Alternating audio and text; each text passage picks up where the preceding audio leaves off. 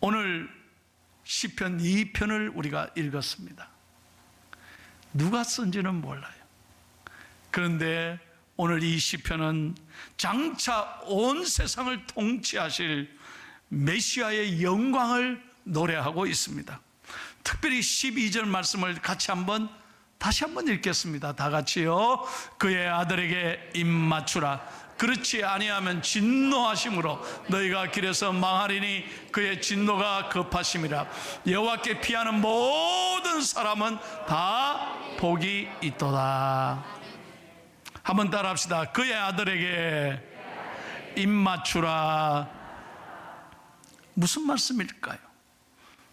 세상의 모든 군왕들이 하나님을 비웃고 자신들의 능력을 의지하고 하나님의 권위에 도전하고 큰 소리 치지만, 여러분 역사에 보십시오.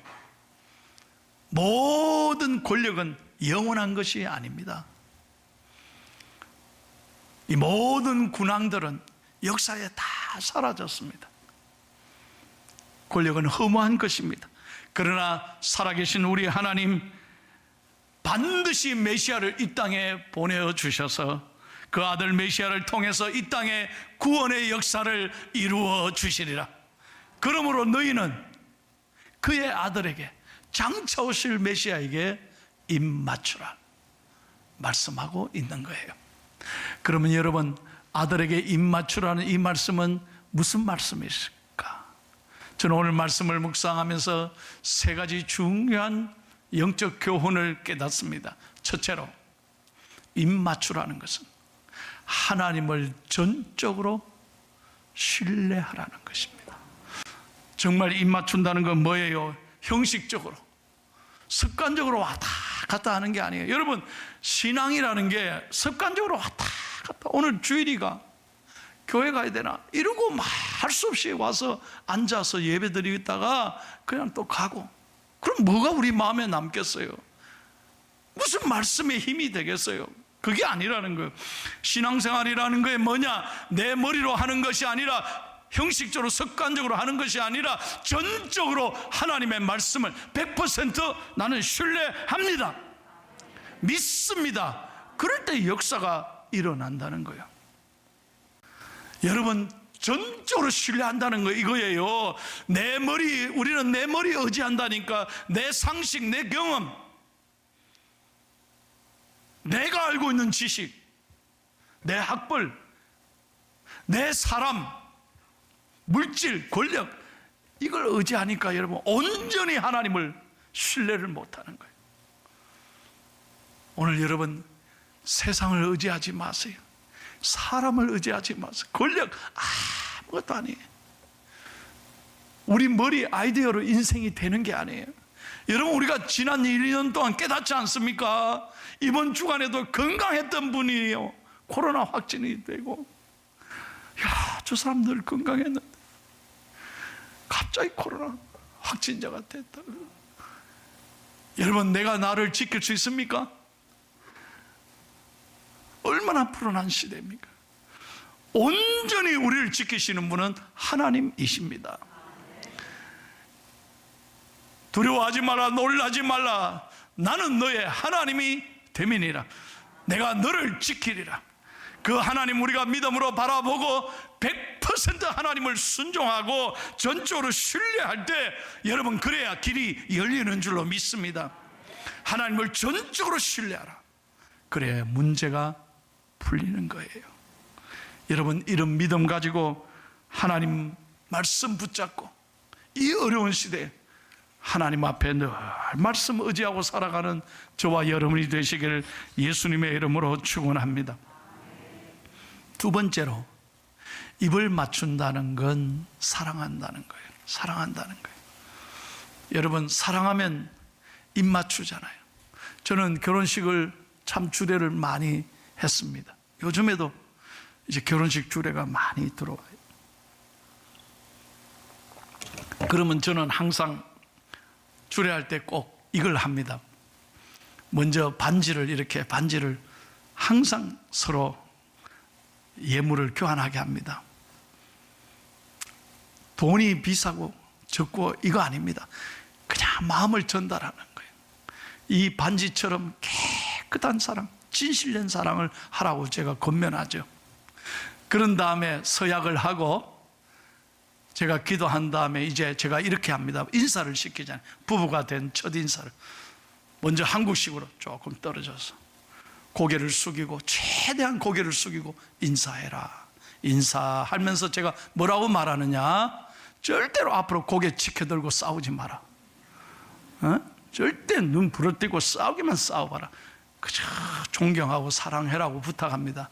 그런 다음에 두 번째로 아메리칸 스타일로 인사하겠습니다. 그런 거예요. 그럼 이거 뭡니까? 저한테 이걸 어떻게 하냐 그러면 제가 그러죠. 신랑, 이 세상에 하나밖에 없는 여인, 당신이 가장 사랑하는 여인에게 키스하십시오. 어머. 그럼 내가 하던 대로, 평소 하던 대로 하라고. 그러면 좋아가지고요,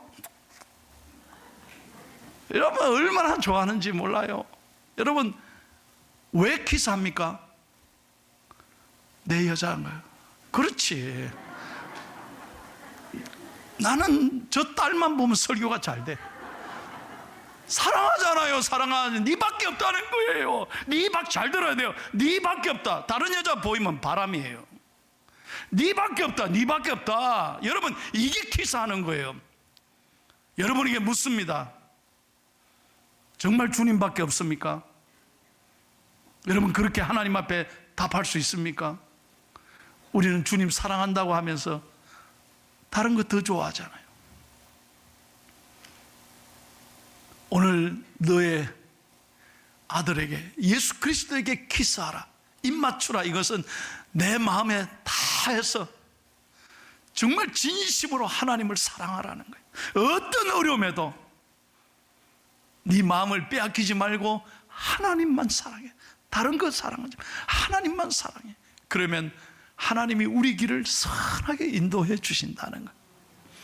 네가 마음을 다하고 성품을 다하고 힘을 다하고 목숨을 다하여 하나님을 사랑하라.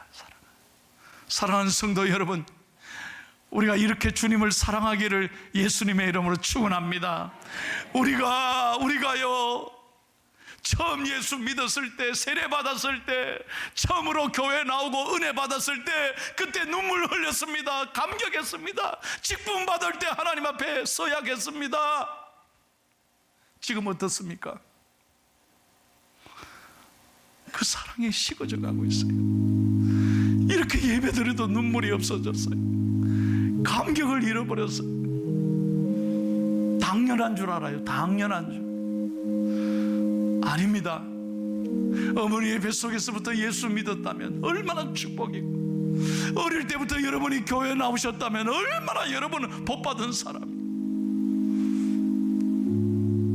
지금까지 여러분을 하나님이 사랑해 주시고 여기까지 인도해 주셨습니다. 할렐루야. 이 가슴에 이 사랑이 살아있어야 돼요. 첫사랑을 잊어버리지 말고 주님 앞에 서는 그날까지 우리 신앙이 영적으로 잘 자라나기를 예수님의 이름으로 축원합니다. 사랑하는 성도 여러분, 5명의 선교사를 창으로 찔러 죽인 그들이 얼마나 인간적으로 가슴 아팠겠습니까? 아버지를 죽인 원수에게서 세례를 받았을 때 얼마나 가슴 아팠겠습니까? 그러나 그는 평생 하나님을 원망하지 않았습니다. 누구도 불평하지 않았습니다. 누구의 탓도 하지 않았습니다. 왜 그럴 수 있었습니까? 왜 그 선교사의 가족들이 지금도 그곳에서 복음을 기쁘게 전하고 있습니까? 이유는 단 한 가지, 예수 그리스도의 십자가의 사랑이 가슴에 살아있기 때문입니다. 문제는 내 가슴에 사랑이 있느냐 없느냐는 거예요. 이 사랑이 식어버리면 불평합니다. 원망합니다. 부모 탓하고 세상 탓하고 날 힘들게 하는 사람 탓하는 거예요. 그러나 하나님의 사랑이 가슴에 있는 사람,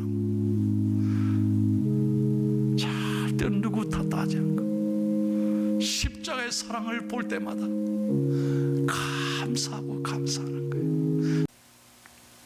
누가복음 7장에 보면 세상에서 가장 불쌍한 연인 이야기가 나옵니다.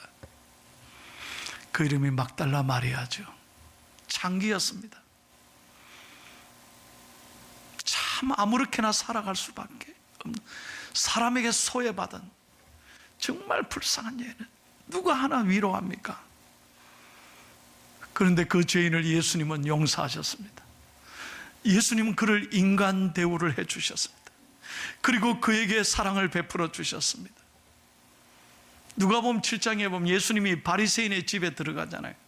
그때 막달라 마리아가 조용히 예수님 앞에 나아가 예수님을 만난 이 감격, 이 죄를 용서해 주신 은혜에 감사하면서 자기 전 재산이죠, 향유 옥합을 깨뜨려요. 예수님의 발에 붓습니다. 예수님의 죽음을 준비한 겁니다.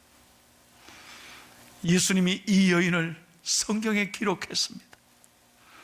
가장 예수님이 감동받은 사건인 거예요. 여러분, 예수님은 권력자, 돈 있는 사람, 잘 배운 사람, 힘 있는 사람, 그런 사람만 좋아하고 가난하고 병들고 어려운 사람을 무시하는 분이 아닙니다. 성경 보십시오. 예수님 마음은 언제나 가난하고 병들고 죄인과 함께 하셨습니다. 그분들의 사랑을 예수님은 귀하게 보셨습니다. 그렇습니다. 우리가 이번 성탄절 준비하면서 주님은 나 같은 죄인을 사랑하시고 용서해 주신, 그리고 자녀 삼아 주신 이 은혜로 여러분 하루하루 기도하며 정결하고 깨끗한 마음으로 주님 앞에 나아가는 저와 여러분이 되기를 축복합니다. 값비싼 향유를 주께 드리, 막달라 마리아 본 받아서 향기로운 산재물 주님께 바치리, 사랑의 주 내 주님께.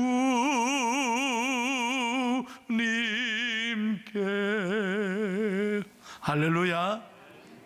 이 마음으로, 이런 정성과 사랑으로 주님 부르시는 그날까지 흔들리지 않는 믿음으로 살아가는 저와 여러분이 되기를 예수님의 이름으로 축원합니다.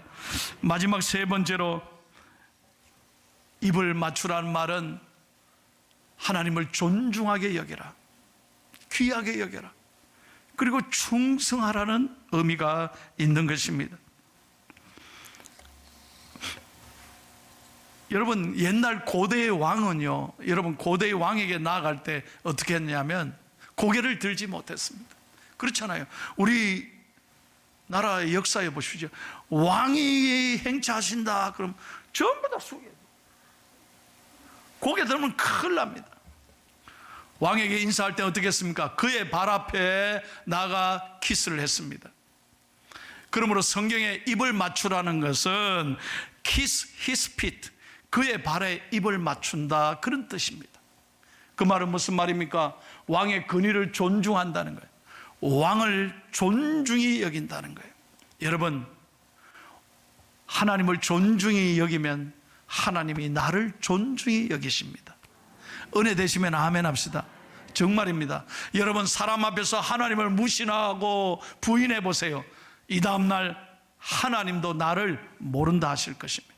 부인할 것입니다. 그런 신앙이 되면 안 돼요. 언제든지 우리는 사람들 앞에서 나는 예수 믿는 사람이다. 왜 그렇습니까? 하나님을 두려워하기 때문에, 하나님을 존중히 여기며 사는 거예요. 그래야 하나님 앞에 복을 받습니다. 여러분, 우리는요 어디 가면 무시당하는 걸 제일 기분 나쁘지 않아요. 어디 자리에 갔는데 날 인사도 안 시켜줘 봐요. 아니, 내 자리가 없고 저 준비도 안 돼 있어 봐요. 얼마나 기분 나쁘죠. 내 다치는 오나봐라. 여러분, 우리 무시받을 때 얼마나 상처가 되는지 몰라요. 여러분, 하나님 앞에서요, 신앙이 뭡니까? 하나님을 언제나 존중해야 해요. 하나님을 귀하게 여기는 거예요. 그럴 때 하나님께서 우리의 삶에 은혜를 주시는 거예요. 제가 얼마 전에 어떤 노 목사님의 오래된 자기 간증을 직접 제가 설교를 들었어요. 목사님이 신학교를 졸업하고, 아주 오래된 얘기죠. 신학교를 졸업하고 첫 교회가 경상북도, 내 지역은 말 안 할게요. 경상북도 산골에 어디에 조그마한 시골 교회 전도사로 자기가 부임을 했대요. 그때는 총각 전도사. 가보니까요, 교인도 몇 명 없어. 뭐 어르신들밖에 없고, 교회 앞에도 산이고 옆에도 산이고 뒤에도 산이고, 정말 산밖에 안 보이대요. 너무너무 외롭고요, 어려웠고 힘들 때 자기가 첫 교회였대요. 그런데 유일한 기쁨이 뭐냐? 아이고, 사랑하는 여자가 서울 있는데요, 서울에 있는 여자가 편지 보낼 때, 연애 편지 보내, 그걸 하루 종일 기다린 거예요. 그게 유일한 기쁨이라는 거예요. 그 편지 읽으면 기분이 좋고 보고 싶고 그렇잖아요. 어느 날 우체부 아저씨가 편지를 갖다 줬어요. 딱 보니 그 여자야. 그걸 들고 언덕 위에 바위 틈에 올라가는 거예요. 그리고 편지를 읽는 거죠. 그 편지를 읽으니까 구구절절이 그냥 오빠 보고 싶어 이러니까 막 눈물이 나고 막 보고 싶고 그래요. 바위 고개 언덕을 혼자 넘자니, 일부에 다 따라 부르더라고요. 옛님이 그리워 눈물이 납니다. 이러면서 편지 보고 눈물을 뚝뚝 흘리는 거예요. 목사님이 자기 얘기를 하더라고요. 그런데 그 순간에 성령님의 벼락 같은 음성이, 야 이놈아, 깜짝 놀랐어요. 성령님이 말씀, 야 이놈아, 이 전도사야, 니는 그래, 네 님이 그리워 그렇게 눈물 흘리면서 니는 나로 인하여 흘려본 눈물이 있느냐고. 아이고 주님. 그러면서, 야, 네 가방에 있는 성경책이 어떤 성경책인 줄 아냐? 내가 너를 위해서 내 아들을 죽여 피 흘려 보낸 사랑의 편지가 성경이야. 너 성경 읽으면서 울어봤어? 우리 성경 쓰신 분들 아마 그런 마음으로 쓰셨을 거예요. 예수님의 사랑을, 힘들어도 그 사랑에 감사하며 여러분이 썼을 거 아니에요. 전도사님에게, 이 총각 전도사님에게 하나님의 벼락 같은 음성이, 너가 어떤 성경인 줄 아느냐 이 말이에요. 너 그 성경 읽으면서 울어봤냐 그러더라고요. 그 자리에서 그 전도사님이 바위 위에 걸터 앉아서 통곡하면서 무릎 꿇고 울었대요. 회개했답니다. 놀라운 건 잘 들어보세요. 그날부터 성경을 펴서 읽을 때마다 눈물이 나오는데, 설교할 때마다 눈물이 나오고 은혜가 되고, 이 하나님의 사랑을 생각하니 가슴이 주체할 수 없어가지고 울면서 설교를 했답니다. 근데 놀라운 건 교회가 부흥되기 시작했어요. 그 목사님, 내가 이런 말 안 해요. 말만 하면 다 알아요 여러분. 그 교회가요, 큰 교회가 된 거예요. 할렐루야. 여러분, 그의 아들에게 입 맞추라. 이 말씀이 우리에게 주는 교훈이 뭔가요? 여러분, 정말로 하나님을 존중히 여기는 마음으로 성경을 늘 사모하며 읽으면 하나님이 복을 주신다 이 말이에요. 귀하게 여기십시오. 하나님을 정말로 사랑하십시오. 어려울 때마다 주의 이름을 부르십시오. 그리하면 구원이 임하게 될 줄로 믿습니다. 사도행전 2장 21절입니다. 누구든지 주의 이름을 부르는 자는 구원을 얻으리라. 믿으시면 아멘. 다시 한번 믿으시면 아멘. 그래서 여러분 마스크 쓰셨지만 저 따라 해보세요. 뭐 하시든지 안 하시든 여러분 자유인데 제가 분명히 얘기했습니다. 주의 이름을 부르는 자는 구원을 얻으리라. 믿음으로 한번 불러보세요. 어떻게? 한번 저 따라 오직 예수님. 자, 제가 지금 질문합니다. 여러분이 하나님 앞에서 오직 예수님으로만 답을 하시면 돼요. 제가 질문합니다. 내 죄를 용서하시고 나에게 참 생명과 구원을 주실 분이 누구이십니까? 오늘 나를 잘되게 하시고 내 앞날을 이끌어 가시고 나를 통해 영광 받으실 분이 누구이십니까? 이 코로나19에서 나를 건지시고 이 질병에서 나를 완전히 지켜주실 분이 누구이십니까?